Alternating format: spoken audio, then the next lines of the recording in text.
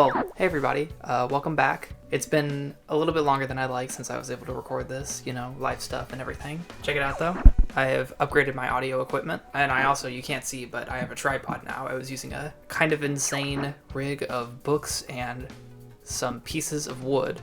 So we're doing a little bit better now, which is good. But yeah, today I wanted to talk about roguelikes. Somehow, roguelikes are the most consistently popular but most underrepresented game genre, and second only to gacha games and giving children gambling addictions. Of course, the main appeal of the genre is that addicting gameplay loop, just going from the beginning and dying and coming back and dying and coming back and just slowly getting better and better each run and figuring out the builds and items and everything. But one thing I've always found really interesting is the music for these games, because roguelikes, on top of being known for their gameplay, a lot of the most popular roguelikes are also known for having very good soundtracks. But for it being something that I think a lot of the games in the genre are known for, it's also really interesting to think about how you would actually write music for one of these games, because this is such a unique genre. So I picked a few of my favorite roguelike soundtracks, Hades, Balatro, and Risk of Rain 2, and I got a couple of the key concepts that I think really make those soundtracks work in their game, just in my opinion.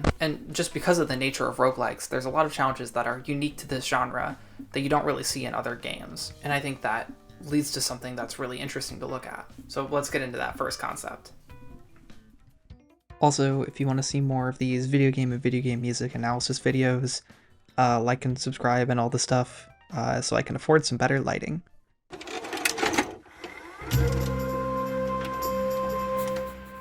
Okay, so one of the first major components for an effective roguelike soundtrack, at least in my opinion, is ambiance. So what I mean by this is essentially music that is definitively in the background of the game. That is to say, the music is meant to accompany the game. It is not stealing the show from the game itself. The game is the focus, the music only adds to it or enhances it. Now, that isn't to say that the music is bad or boring or uninteresting to listen to like outside of the game, but its primary purpose is to enhance the game that it's in. So I'd say that this kind of thing is something that games will generally do. Like obviously Mario Bros. 1-1 isn't blowing you out of your seat, right? But typically games in other genres will use their soundtracks to do other things than you would see in a roguelike. So, they'll use it to add emotion in a story moment, or to mirror a character's perception of a situation, or, outline character themes and connections. But in a roguelike, you typically don't have that, right? You're not usually having story or character-based roguelikes, save for, games like Hades, right? So in general, you're going to want it to be more atmospheric, right?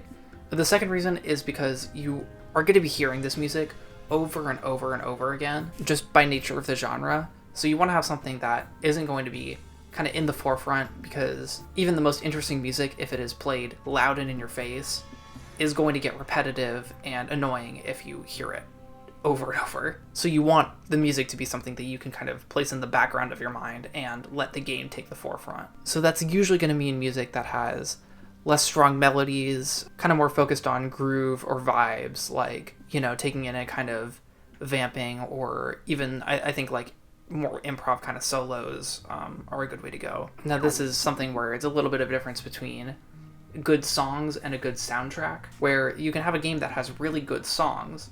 I'd look to Guilty Gear Strive as an example. Has fantastic songs, but just the way that it works, it doesn't fit super well into the actual gameplay of the game. Now Guilty Gear is a little bit of a unique case because of its association with music and kind of like an album, but just for the actual gameplay, it doesn't fit super well. So there is a separation there, and I think if you're wanting to make an effective soundtrack for this genre, ambiance is generally the way to go. For this, Balatro and Risk of Rain use more of a synth kind of prog rock style, which is a pretty safe and effective choice for the genre. Hades does a little bit of a different feel, using more acoustic instruments, using those Mediterranean instruments that are kind of iconic in the soundtrack. But there's still plenty of synth and pad use, and there's a lot of space between phrases and everything, so it still kind of accomplishes the same goal. I'd also note that ambiance here doesn't mean low energy necessarily. Hades and Risk of Rain in particular have a lot of high energy sections that are usually working in the same way, but they use a lot heavier of instruments, with Hades even dipping kind of into metal at some points. Now, there are exceptions to this, of course, but I'm just talking about in general gameplay, in general for the genre. This is what I've seen work best, what makes the most sense for me in these soundtracks. I wish I could talk about this a little bit more, but while I'm a passable musician, I'm not a composer, so I don't know the exact like compositional stuff that makes this work. If I can find them, I'll link some videos in the card and also in the description that go a little bit more in depth on the compositional side of these games, because they are really cool. I just don't really know enough to speak confidently on it.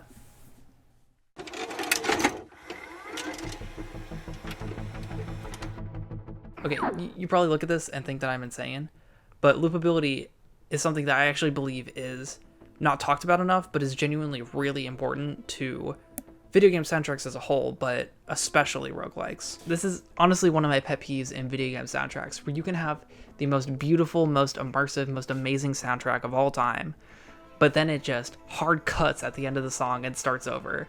And it's always jarring, and it always just takes me out of it for a second. I think it's something that can instantly kill the immersion of a game, no matter how good the rest of the soundtrack is.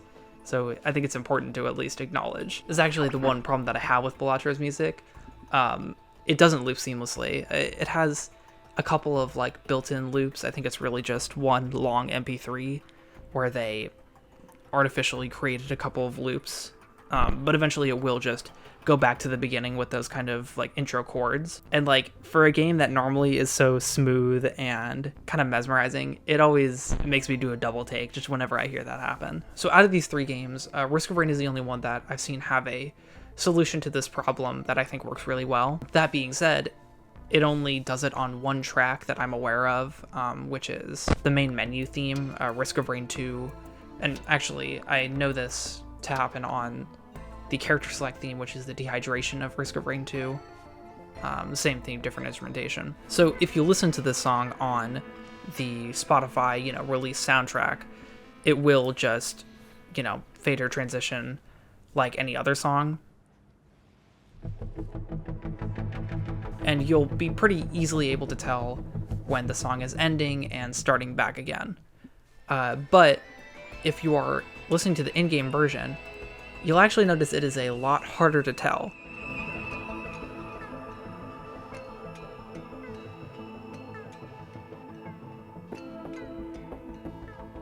And that's because on the in-game version, I think the instruments are on separate tracks to where they can keep instruments from the end of the song and have them carry over to the beginning of the song. So you can hear kind of those bell chimes are carrying over from the end of the song and then going to the beginning. So it is completely seamless, and you wouldn't be able to tell unless you're looking specifically for the beginning of the song, right? It took me a while to realize what exactly was happening when I was listening to it. Now, again, from what I can tell, this is the only song in the soundtrack that does this, but let me know in the comments if you know of any others, or if I'm missing something. I know some of these will just kind of hard cut, so. And I'm not entirely sure how Hades does it, at least on the general area themes, but I've never had any personal issues with it, so I would assume it's just regular transitions that just kind of flow well because of the style of the music. But again, let me know if you know anything different. I admittedly haven't looked fully into how Hades in particular handles it. So yeah, it's kind of a small thing, but I think it goes a long way for the immersion and presentation of the game, and it's something that I really wish a lot more games thought about when they were, writing their soundtracks.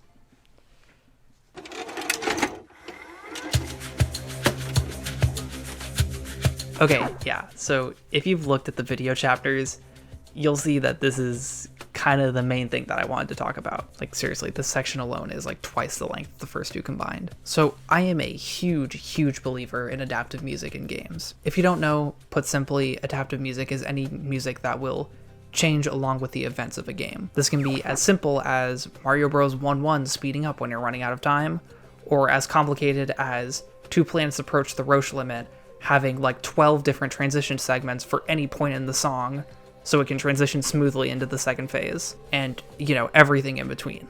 Together, these three games can give us a good look at the spectrum of adaptive music and how it can be applied in a roguelike setting. So let's start with the simplest, Risk of Rain 2.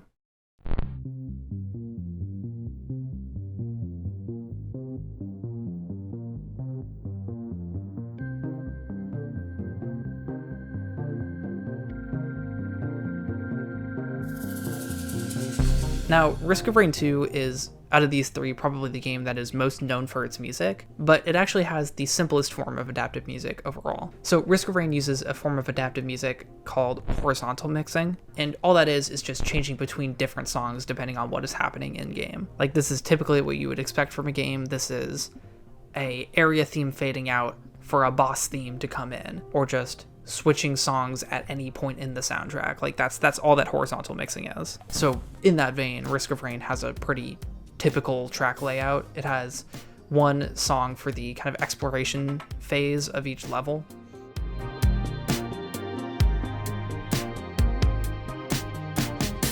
and then has a boss theme that fades in whenever you activate the teleporter and start the boss fight.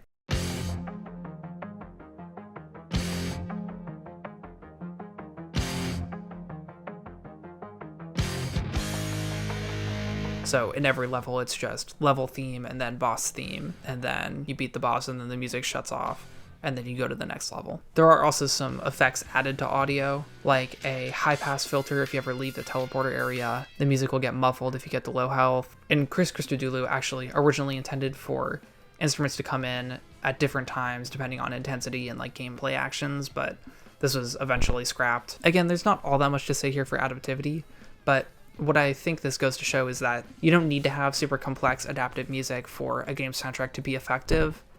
Now, I do think the other two games have more effective soundtracks than Risk of Rain 2, but it is by no means bad.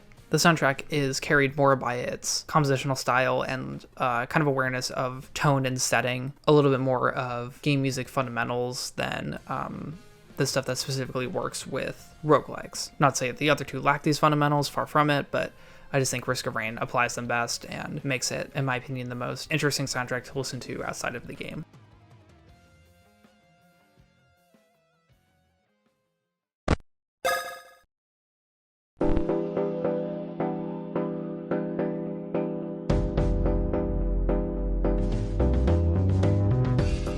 Next up is Balatro, a game whose soundtrack was made by some dude on Fiverr for a game that ended up being a nominee for Game of the Year at the Game Awards. Now, Balatro's music is interesting for one main reason. There's only one song in the entire soundtrack, just the Balatro main theme. Now, just calling it only one song is kind of misleading because there are 5 different versions of it, each for a different scenario in game. There's the main theme that you hear in the menus and with the regular levels.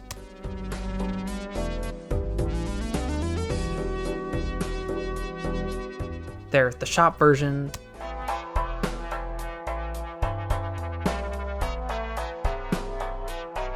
There's 2 different versions for 2 types of card packs.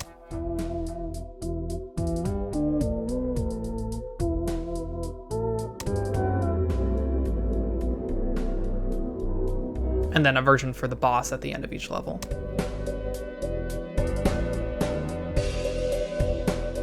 Now, these are all different versions of the same track that are all being essentially run at the same time, so the game can transition smoothly between each one, depending on what's happening. I would personally consider this another form of horizontal mixing because you are switching from one pre-made track to another, but I could definitely see an argument for it being the other kind, which is vertical mixing. But to explain that, though, I want to talk about our third game, Hades.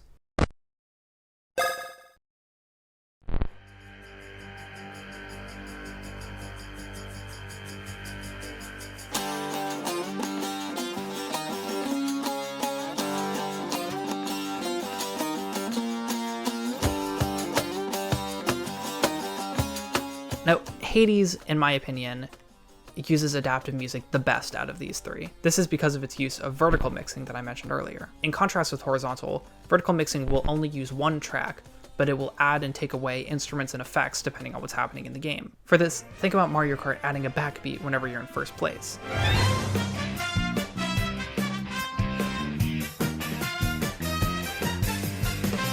You're not changing the song entirely, you're just adding another layer to what was already there. So I actually interviewed Darren Korb, the composer and sound designer for Supergiant, when I was in my sophomore year of high school, and while I have scrubbed that video from the internet, I actually asked him about this exact thing, so I'll let him explain for himself.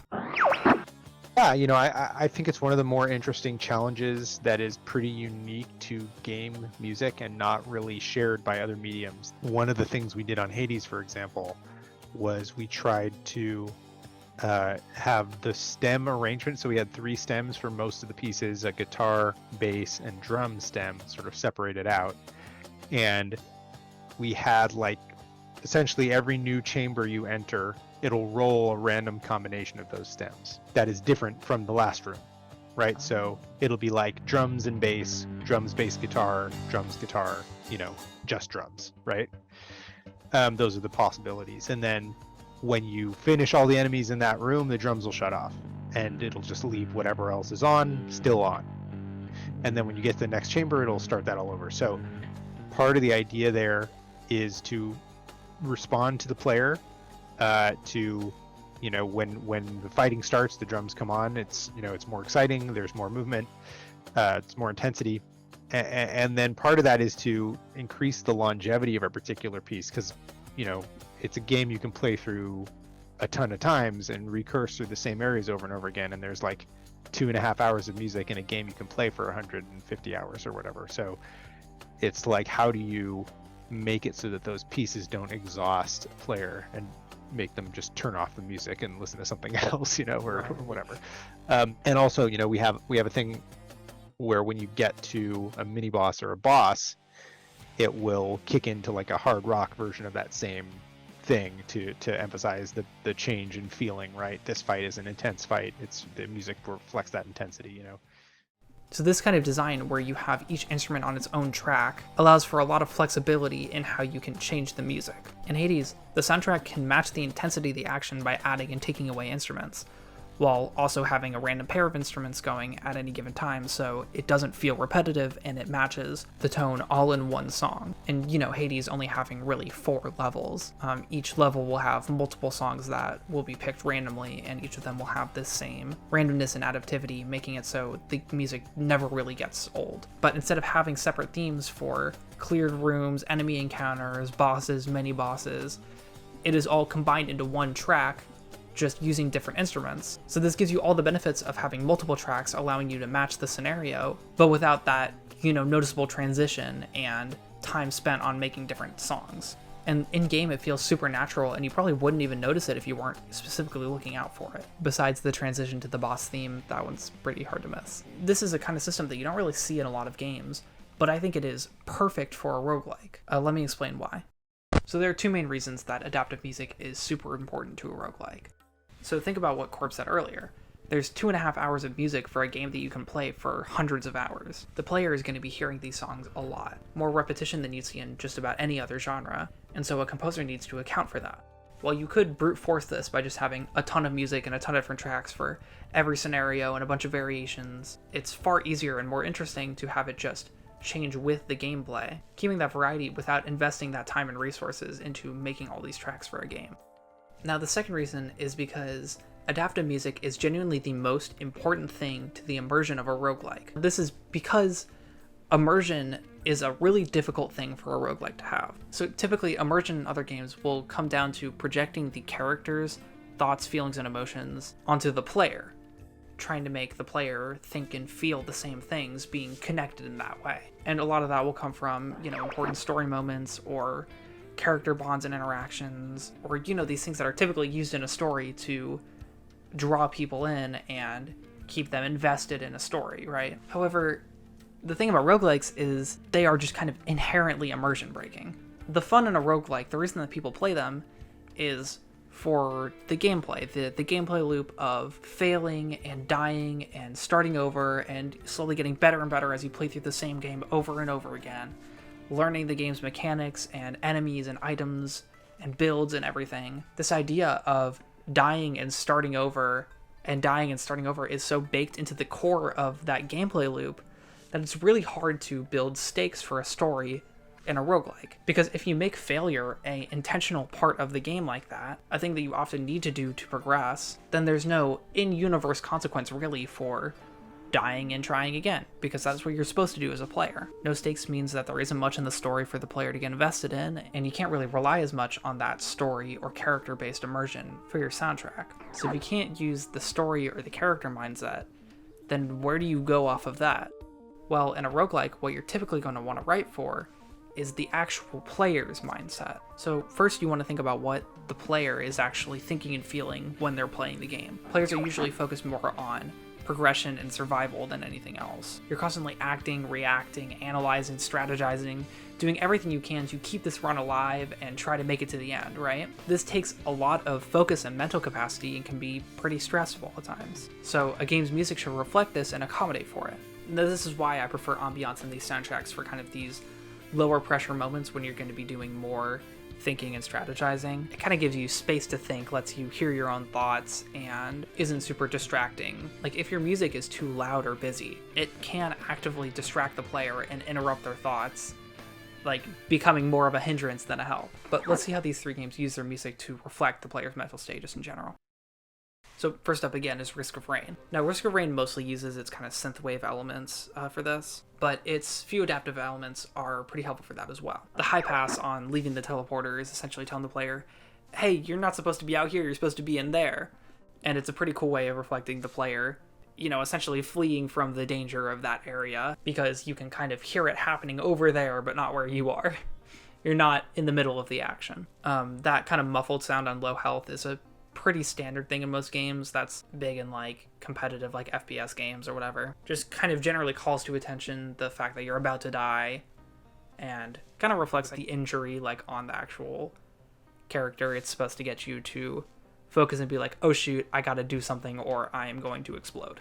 I will say the way that the music is written in Risk of Rain, while it's not adaptive in itself, it's kind of pseudo-adaptive in that the way that the music is written, it starts out very quiet and then slowly builds to different sections, kind of like if you were to take the different versions of a theme from Hades, right? The Risk of Rain soundtrack essentially just puts those back to back. So it starts out at the least intense part, and then by the end of the song, it's like super more loud and intense. Now, that's something that is generally done in like music, but I think in this game it is specifically intentional because the way that the difficulty of the game works is the longer the level goes on, the more difficult it gets and the more enemies spawn and just the more dangerous it is. So just having the song ramp up in the same way that the game does is a way to kind of do that without fully having it adapt to the game, if that makes sense. But yeah, I would imagine that's a remnant of the scrapped planned adaptive music. So next up is Balatro, and Balatro uses its different theme variations to reflect the mental state of the player. Now, the main theme is basically just the regular song for the regular gameplay. It's kind of the control song for the other variations, lets them shine in what they try to highlight. And of course, compositionally, it does its job well. The shop theme cuts out some of the bass, as the game is essentially on pause, losing some of that dreamlike quality that enhances focus to give you time to think and plan. I'd say the card pack variations are mostly just aesthetic flair. It does well for like the tone setting of like just these kind of fun warped variations that add that little like kind of magical flair. Then the boss theme brings the bass back in and cuts the melody, essentially saying, hey, you need to lock in and win this, while bringing the snare drum to the forefront, piercing through it, reminding you of the danger of the boss fight itself. For as few gameplay variations as there are, I think Balatro does a really good job at following the mentality of the player. And you know, this is part of why people can play this game for hundreds and hundreds of hours and never turn off the music despite it being a single song. Now, Hades, like I mentioned earlier, uses its instrument layering to follow the player's mentality. The instruments dropping out when a room is cleared serves one purpose, like showing the lack of danger, but it also gives more room for your thoughts because this is where you're going to do your strategizing and planning for the game going forward. And then adding in the melody and those other instruments during an encounter shows that, you know, a little bit turned up action and intensity. And then the boss fights adding in those heavy electric instruments, electric guitar, sometimes verging on metal, enhances the excitement and danger of those situations. Again, it follows pretty typical rules on how you'd want to escalate the intensity and danger levels, but having it on this vertical mixing system where you have everything on different tracks, again, allows for that seamlessness and randomness that lets people listen to it for long periods of time without getting tired of it. So again, none of these are necessarily focusing on the characters or the story themes or whatever, but instead focusing on enhancing the state of the player themselves in kind of a, you know, fourth wall way. This, for me at least, lets them kind of fade into the background of my mind and kind of focuses and directs my thoughts while also not being super loud and in your face about it. This is how I can get stuck playing these games for hours and hours without even realizing it. Like, a well-made roguelike soundtrack can kind of put you into a trance because you're just that locked in. Now, getting that reaction from a soundtrack is something that is pretty unique to video games and to a degree to roguelikes in particular, and it is not easy to pull off. But when it does work, it can create something that's truly special, music that players will be listening to for hundreds or thousands of hours without getting bored or wanting to turn it off. And I think adaptive music is probably the biggest step to letting that happen.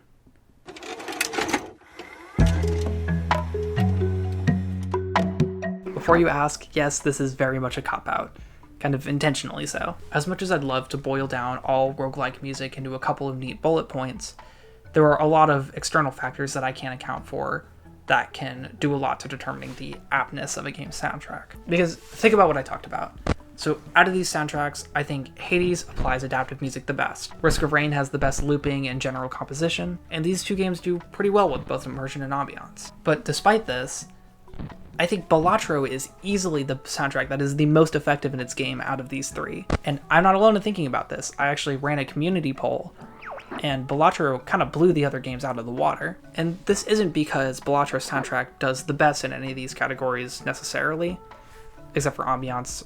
I'll give it up, it does do better in that than the other two. It's really more about how well designed it is for the specific game that it's in. I think all of these qualities I've been talking about can be applied in any roguelike to make the soundtrack generally better, but they're going to be applied to different levels in every game. So for instance, if you're making a game like Crypt of the Necrodancer, that's a rhythm-based game, yeah, you're going to want the music to be more in the forefront, because that's what's driving the pulse of the game, right? You don't want it to be ambiance and atmospheric music. Or using one of our examples, if you're trying to make a dramatic story or character moment like in Hades, it's okay to use vocals and not have it be adaptive, because that's not the point of the scene. It works better if those things aren't in there. Like, I can give general tips, but the most important thing is to fit the tone and the mood of your game and know exactly what role your music needs to fill in it.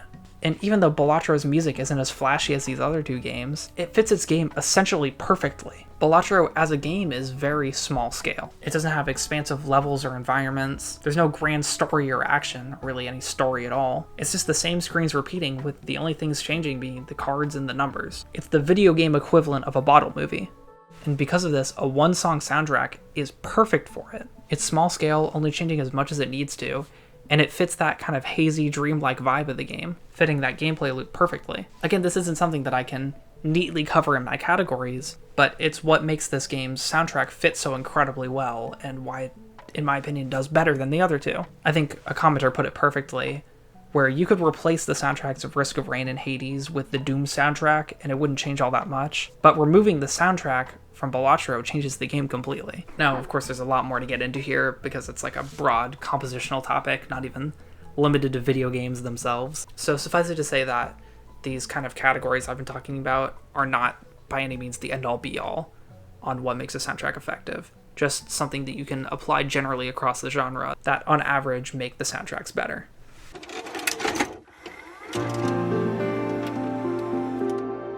I think especially as roguelikes are becoming more and more popular and even represented in some AAA releases like the Elden Ring DLC, it's been really interesting to look through and see how the soundtracks for these games are actually written. And, you know, I really want to play more of these games, look more into the genre, because I have so much fun with it. It's like, you know, I haven't played many of these games, but every one that I do, I have like at least 100 hours in, which is probably not great for my productivity, but that's fine. It could be worse, right? But yeah, I think the music in this genre is something that's actually genuinely really interesting to look at, because like I said, it's so unique and just different challenges than you're going to see in most other games. So it was kind of cool to look through and find these case studies and points to talk about.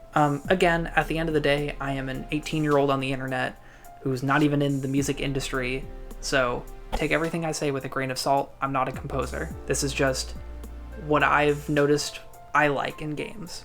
So if I mess up, that's on me, and don't take anything I say as gospel. But yeah, thank you all for watching. If you have any thoughts, any roguelike soundtracks you love, any ideas or comments or thoughts you had on what I talked about in the video, please put them down there, let me know. This is still my 3rd video ever, so I'm still looking for feedback. Anything that you think the videos could do better, yeah, just let me know. All right, see you guys.